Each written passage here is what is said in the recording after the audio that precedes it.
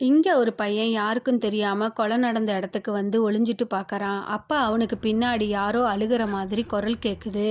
அங்க பார்த்தா ஒரு உருவம் உட்காந்து அழுகுது.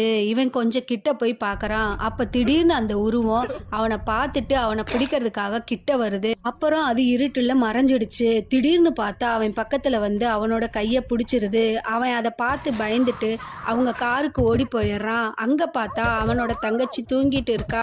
அவனும் உள்ள போய் உட்காந்து லாக் பண்றான். ஆனா கார் டோர் லாக் ஆகல.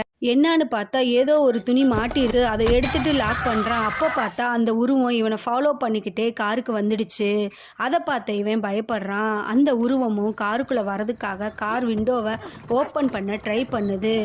ஆனா இவன் அவனோட தங்கச்சியை காப்பாத்தணுங்கிறதுக்காக இன்னும் எல்லா விண்டோவையும் க்ளோஸ் பண்ணிட்டே இருக்கான். அப்புறம் பார்த்தா கார் டோர் அன்லாக் ஆகுது.